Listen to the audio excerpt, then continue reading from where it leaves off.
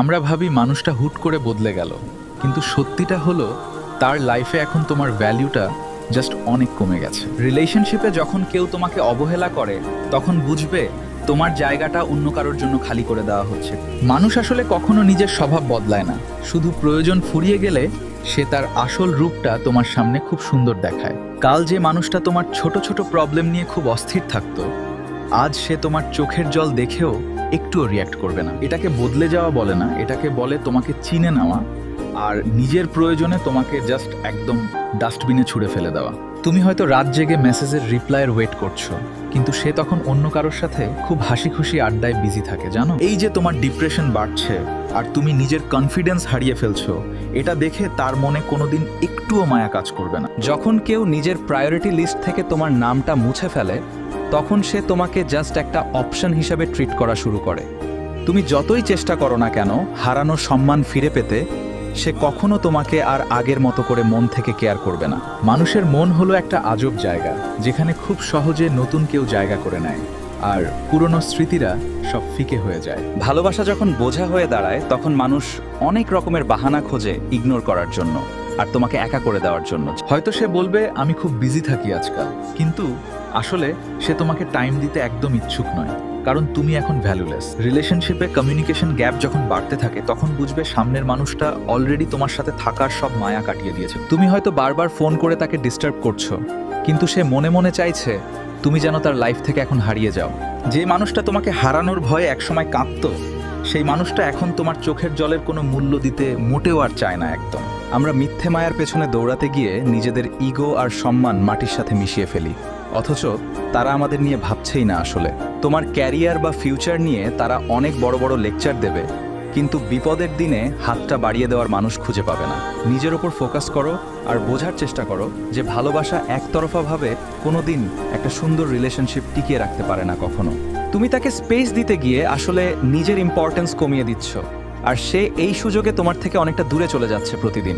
কেউ যদি তোমার মেসেজ সিন করে রিপ্লাই না দেয়, তবে বুঝে নিও তার লাইফে এখন অন্য কেউ ইম্পর্ট্যান্ট হয়ে উঠেছে। নিশ্চয়ই লাইফে কিছু হার্ড রিয়ালিটি মেনে নিতে শিখতে হবে, কারণ সবাইকে খুশি রাখতে গিয়ে তুমি নিজেকে অনেক বেশি কষ্ট দিয়ে ফেলছো আজ।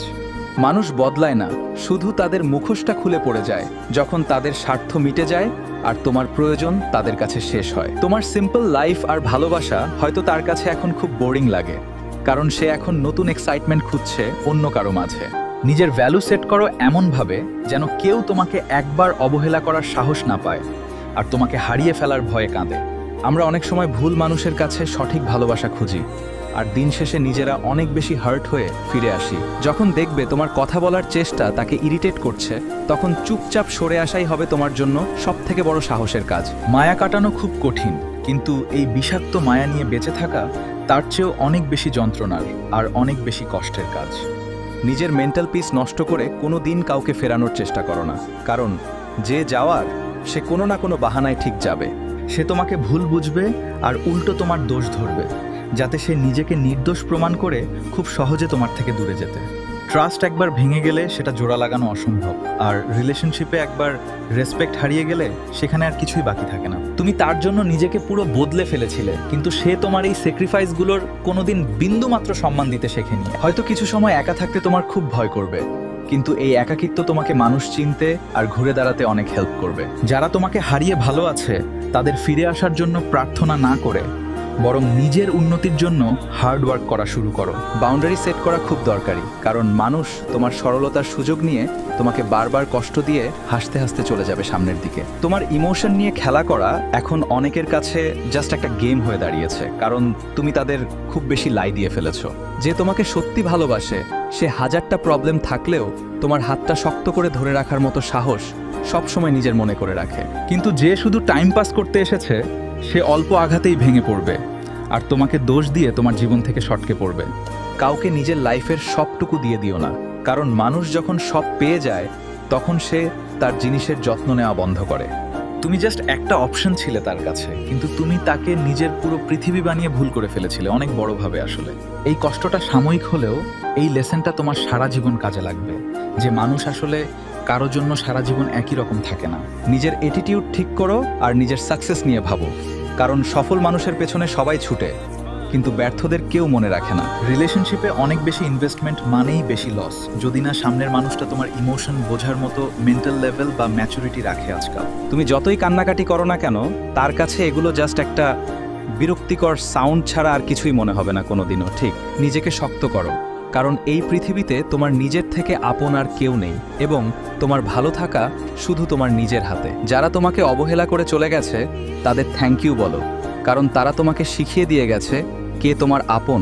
মাঝে মাঝে একা থাকা অনেক বেশি ভালো ওই সব মানুষের সাথে থাকার থেকে যারা প্রতি মুহূর্তে তোমার মন ভেঙে চুরমার করে। নিজের খুশির জন্য অন্য কারোর ওপর ডিপেন্ড করা বন্ধ করো, কারণ মানুষের মন আবহাওয়ার মতো খুব তাড়াতাড়ি বদলে যেতে পারে।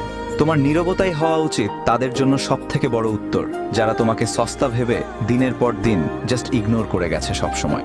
একদিন তারা ঠিকই বুঝবে তারা কি হারিয়েছে, কিন্তু সেদিন তোমার কাছে তাদের জন্য আর কোনো জায়গা বা মায়া অবশিষ্ট থাকবে না। নিজেকে নিয়ে প্রাউড ফিল করো, কারণ তুমি কাউকে ধোঁকা দাওনি, বরং তুমি সৎ ছিলে, আর এটাই তোমার জীবনের বড় জয়।